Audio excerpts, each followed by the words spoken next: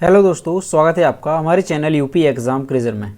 दोस्तों, आज के वीडियो में हम 12 जून से संबंधित उत्तर प्रदेश के सभी एग्जाम्स के लिए मोस्ट इंपॉर्टेंट करंट अफेयर के क्वेश्चंस को डिस्कस करेंगे और हर एक क्वेश्चन से रिलेटेड आपको फैक्ट भी बताएंगे।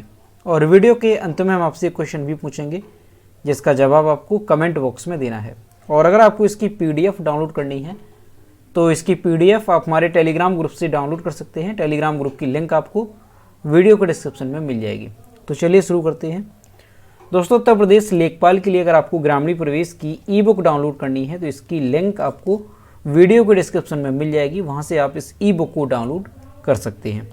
आज का सेशन शुरू करने से पहले हम कल के क्वेश्चंस का रिवीजन करेंगे। कल का पहला क्वेश्चन है, हाल ही में उत्तर प्रदेश सरकार ने राज्य के PCS अधिकारियों को अपनी चल अचल संपत्ति का ऑनलाइन ब्यौरा देने के लिए किस पोर्टल का निर्माण किया? इसका जो करेक्ट आंसर है वो है option number B, sparrow UP नाम का। ठीक है, ध्यान रखेंगे, ऑप्शन नंबर बी यहाँ पर करेक्ट होगा। अगला क्वेश्चन है, उत्तर प्रदेश के कितने जिलों में बाल थाना खोले जाएंगे? तो उत्तर प्रदेश के सभी जिलों में यानी 75 जिलों में जो है बाल थाना खोले जाएंगे। दोस्तों, उत्तर प्रदेश करंट अफेयर की लास्ट 1 ईयर की यानी साल 2021 की अगर आपको PDF ई बुक डाउनलोड करनी है तो इसकी लिंक आपको वीडियो के डिस्क्रिप्शन में मिल जाएगी, वहां से आप इस PDF ई बुक को डाउनलोड कर सकते हैं। इसके साथ ही अगर आपको उत्तर प्रदेश करंट अफेयर की लास्ट 6 मंथ की PDF ई बुक डाउनलोड करनी है तो इसकी लिंक भी आपको वीडियो के डिस्क्रिप्शन में मिल जाएगी, तो वहां से आप ये दोनों PDF ई बुक डाउनलोड कर सकते हैं। दोस्तों, ये जो PDF ई बुक है इसमें हमने करंट अफेयर के साथ साथ यूपी GK के जो मोस्ट इंपॉर्टेंट टॉपिक हैं उसको भी कवर किया है। और अगर इसे डाउनलोड करने में कोई प्रॉब्लम होती है तो साइट पर आपको व्हाट्सएप नंबर और ईमेल मिल जाएगा जिस पर आप कॉन्टैक्ट कर सकते हैं। अगला क्वेश्चन है, CWUR रैंकिंग में IIT कानपुर किस स्थान पर रहा? इसका जो करेक्ट आंसर है वो है ऑप्शन नंबर डी, 818 स्थान पर। ठीक है, ध्यान रखने हैं ये आपका कि ओवरऑल पूरे वर्ल्ड में IIT कानपुर जो है 818वें स्थान पर रहा।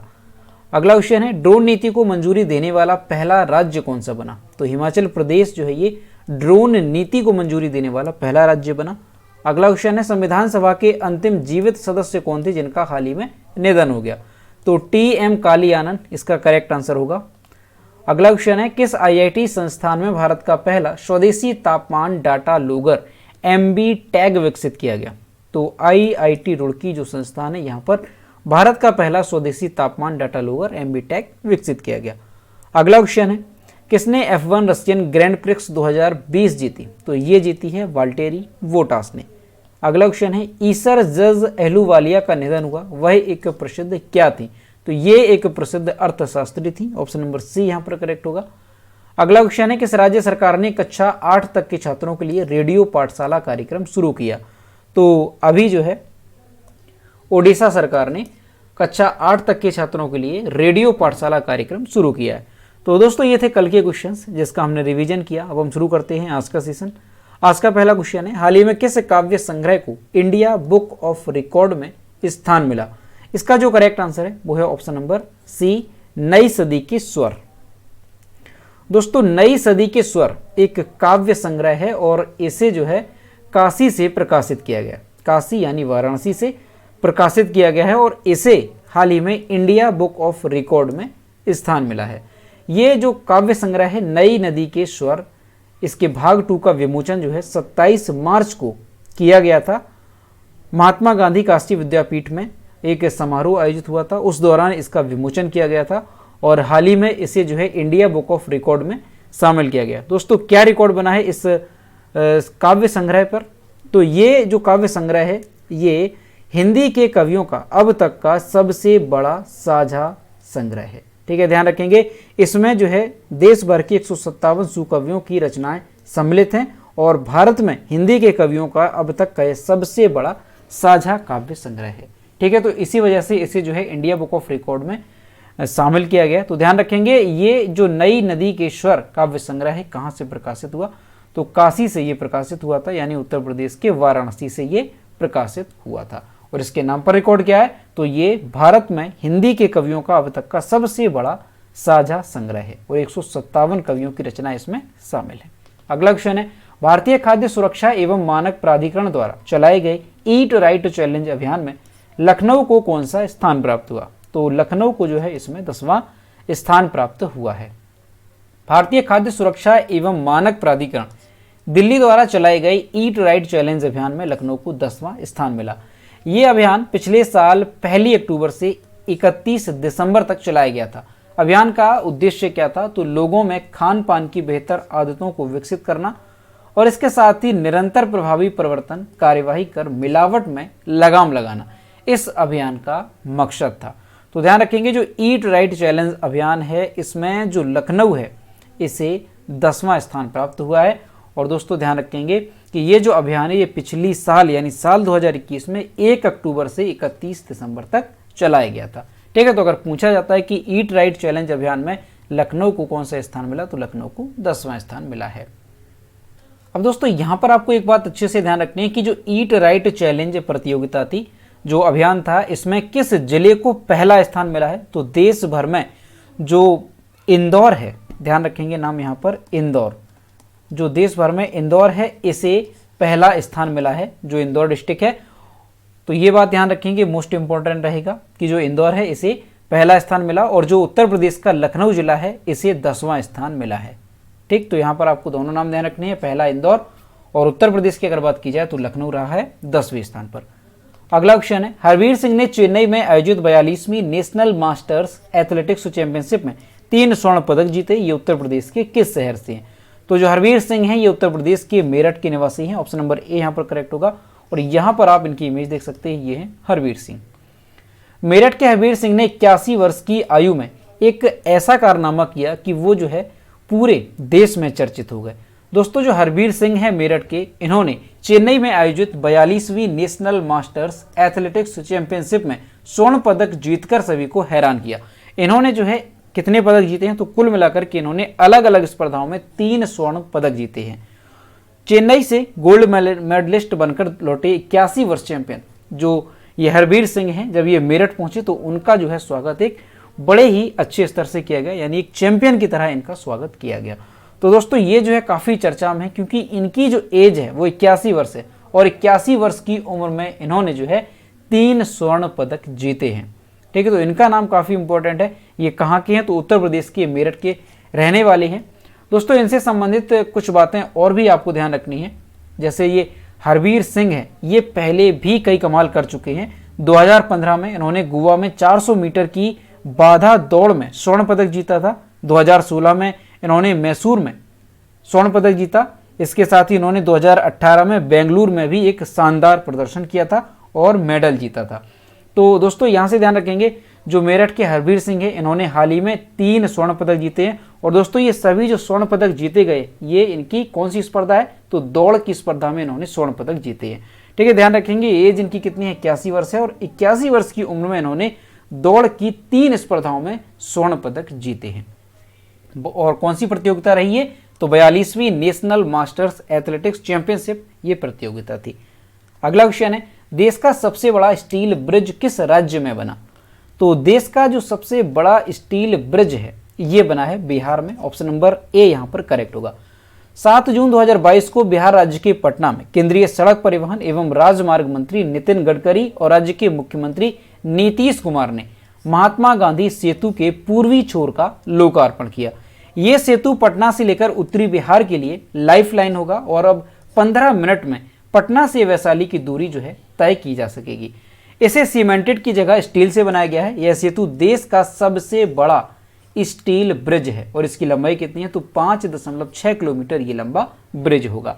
दोस्तों इस पुल का निर्माण जो है किस कंपनी ने किया है? तो नाम ध्यान रखेंगे, एफकॉन नाम की कंपनी है जिसने इस पुल का निर्माण किया है। मंत्री नितिन गडकरी ने बताया कि इस पुल के निर्माण में 67,000 टन लोहे का प्रयोग किया गया। तो ध्यान रखेंगे कि देश का सबसे बड़ा स्टील ब्रिज जो है ये किस राज्य में बना? तो बिहार में बना। इसकी लंबाई कितनी है? तो 5.6 किलोमीटर लंबा ये ब्रिज है।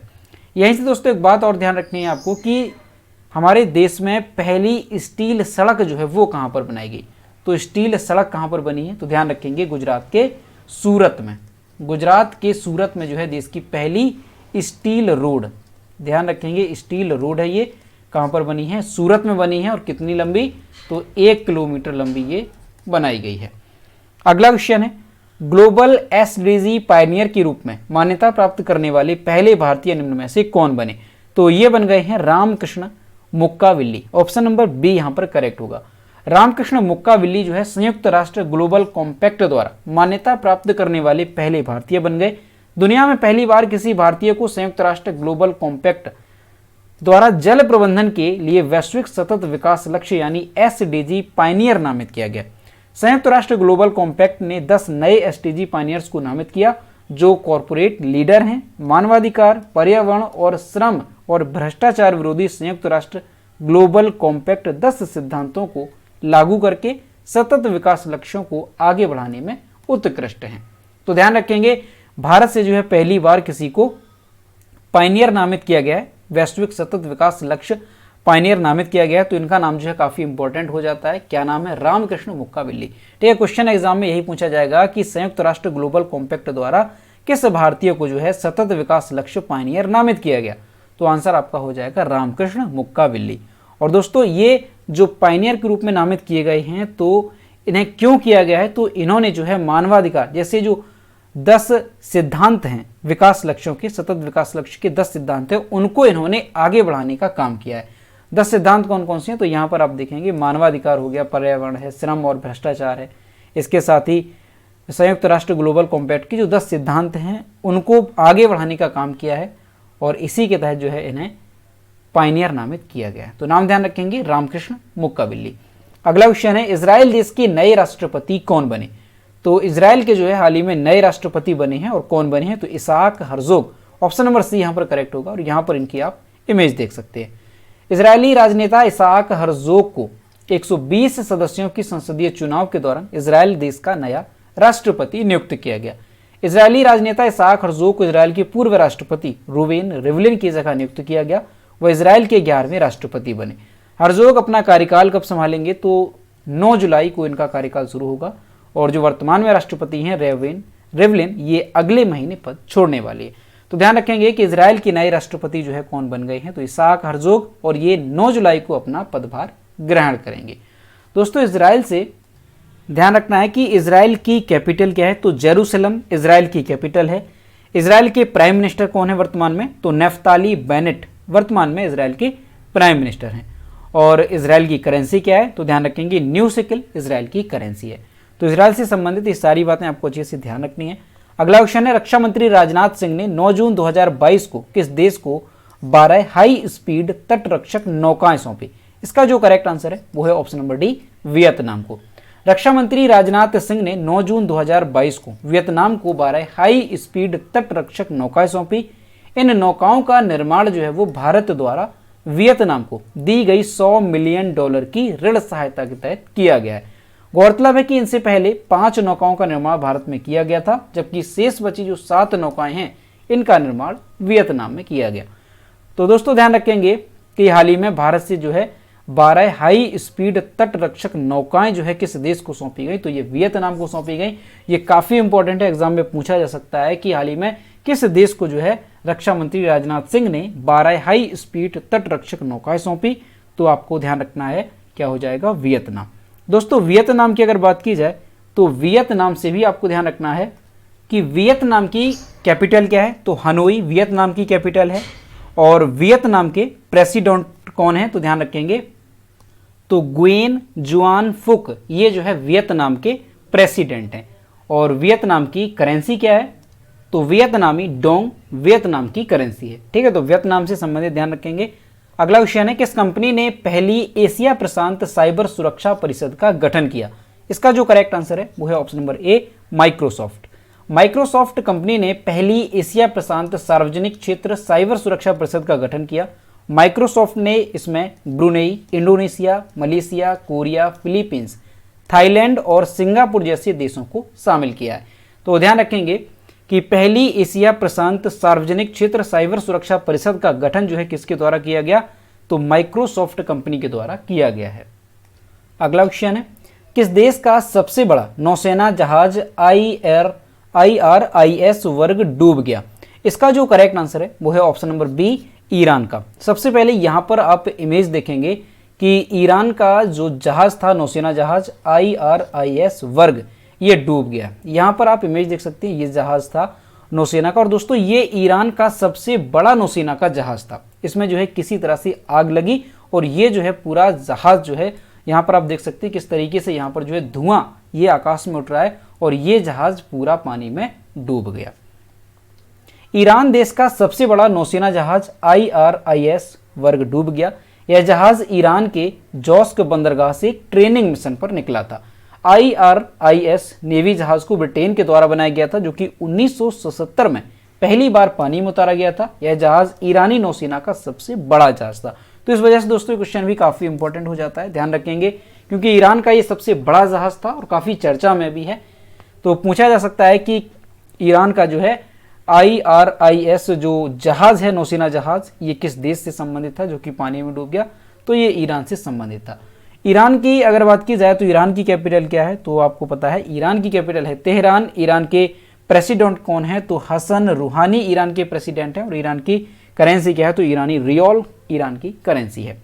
अगला क्वेश्चन है बैखो उत्सव किस राज्य में मनाया जाता है। तो बैखो उत्सव जो है ये कहाँ पर मनाया जाता है, तो ध्यान रखेंगे ये मनाया जाता है असम में। ऑप्शन नंबर सी यहाँ पर करेक्ट होगा। बैखो त्योहार असम राज्य में मनाया जाता है, जिसे पूर्वोत्तर भारत का प्रवेश द्वार कहा जाता है। यह भारत के राभा जनजातियों द्वारा मनाया जाता है। ये काफी इंपॉर्टेंट है कि किस जनजाति द्वारा जो है बैखो त्योहार मनाया जाता है, तो राभा जनजाति के द्वारा। बैखो उत्सव प्रतिवर्ष मनाया जाता है। यह शुभ फसल के मौसम में लाने और इसे प्रचुर मात्रा में फसलों और अच्छे स्वास्थ्य से भरने के लिए मनाया जाता है। यह अच्छी फसल का उत्सव है। यह एक प्राचीन परंपरा है।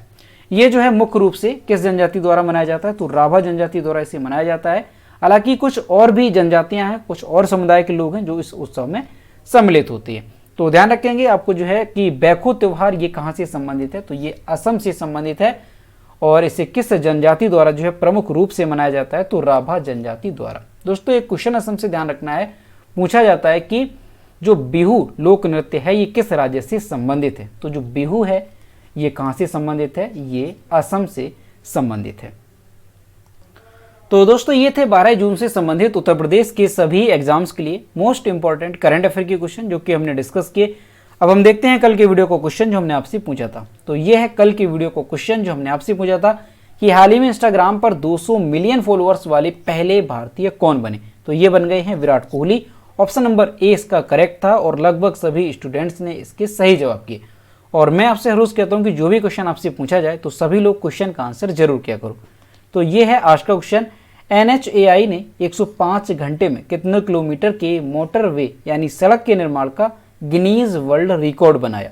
ऑप्शन नंबर ए है 75 किलोमीटर, बी है 80, सी है 90 और डी है 100 किलोमीटर। तो इसका जो भी करेक्ट आंसर है वो आपको कमेंट बॉक्स में बताना है। और दोस्तों सभी लोग क्वेश्चन का आंसर जरूर किया करो। और दोस्तों कल यानी कि 13 जून और 14 जून का वीडियो जो है नहीं आ पाएगा, क्योंकि किसी कारणवश मैं बाहर जा रहा हूं, तो इस वजह से कल और परसों का वीडियो नहीं आ पाएगा। उसके बाद जो है रेगुलर वीडियो आपको प्रोवाइड किए जाएंगे।